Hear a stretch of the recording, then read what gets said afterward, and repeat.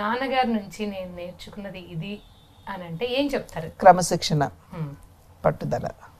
అమ్మ దగ్గర నుంచి ఏం నేర్చుకున్నారు? ఒక్క వర్డ్లో చెప్పాలి. అందరినీ తనవారుగా భావించి దగ్గరికి చేర్చుకోవడం.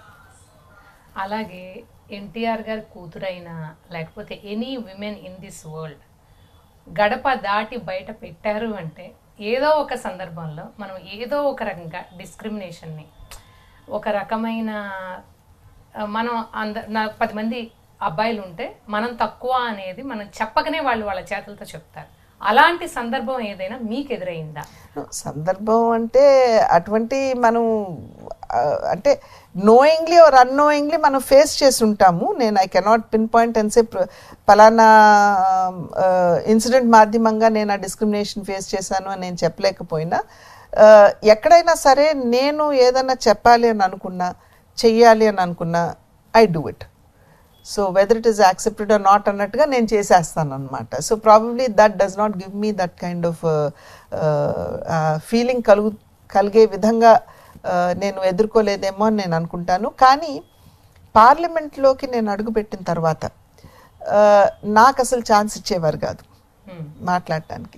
ఎందుకంటే సౌత్ ఇండియన్స్ అంటేనే ఒకలాంటి అదన్న అనాలా, లేకపోతే కొత్తగా వచ్చింది తినే మాట్లాడుతుంది అన, లేకపోతే ఆ అవతల పలానా వ్యక్తి ఇంకా బ్రహ్మాండంగా మాట్లాడతాడు కదా, తినికేంట్లే ఇచ్చేది, చూద్దాంలే తర్వాతలే అన్నట్టు ఒక ధోరణ. మరి అర్థం కాదు కానీ ఇచ్చేవారు కాదు. చాలా సందర్భాల్లో నేను చాలా పేషెంట్గా parliamentary affairs minister Priyaranjan Das Munshi గారు ఉండేవారు, ఇప్పుడు దీపా మున్షి గారి భర్త, వారు ఉండేవారు. వారిని అనేక సందర్భాల్లో వెళ్ళి లిటరల్గా నేను ప్లీడ్ చేసేదాన్ని, నాకు ఒక్క అవకాశం ఇవ్వండి మాట్లాడటానికి, అగ్రికల్చర్ అంటే ఇష్టం, నేను అగ్రికల్చర్లో మాట్లాడతాను అంటే ఆయన అబ్బేబ్బే లేదు, చాలా మంది ఉన్నారు మాట్లాడటానికి, నీకు టైం రాదు Purandeswari, you have to wait అని అనేవారు. కానీ టైం వచ్చేది కాదు. ఒకానొక సందర్భంలో అగ్రికల్చర్ మినిస్ట్రీ మీద డిస్కషన్ జరుగుతున్నప్పుడు హౌస్లో చాలా తక్కువ మంది ఉన్నారు. సాధారణంగా ఏంటంటే ఆఫ్టర్నూన్ నుండి అందరూ వెళ్ళిపోతూ ఉంటారు.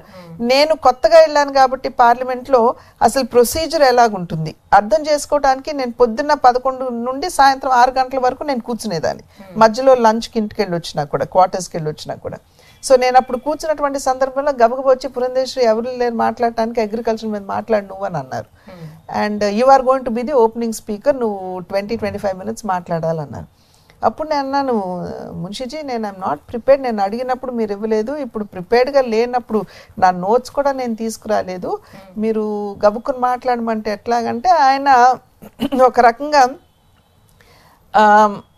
విమర్శనాత్మకంగా ఇవ్వలేనప్పుడేమో ఇవ్వండి ఇవ్వండి అంటారు, ఇస్తామన్నప్పుడేమో నాకు ఇప్పుడు కుదరదు అంటారు అని ఆయన చెప్పుకుంటూ వెళ్ళిపోబోతున్నారు. అప్పుడు నేను లేదు సార్, నేను ఐ విల్ డెఫినెట్లీ టాక్. ఎందుకంటే ఆయన ఏదైతే ఆ కామెంట్ చేశారో ఇట్ కైండ్ ఆఫ్ నాలో ఇందాకన్నా చూడండి కొంచెం ఆ పట్టుదల అనేది, ఎస్ నేను మాట్లాడాలి అనేది వచ్చింది. బట్ నేను అంతకుముందు అన్నీ కొంచెం క్రోడీకరించుకున్నాను కాబట్టి నా ఆలోచనలు, నా థాట్స్, అగ్రికల్చర్ మీద ఏం మాట్లాడాలన్నది ఐ స్పోక్ ఫర్ 35 minutes. అప్పుడు ఫస్ట్ నోట్ నాకు శరద్ పవార్ గారి దగ్గర నుండి వచ్చింది. He was the agriculture minister.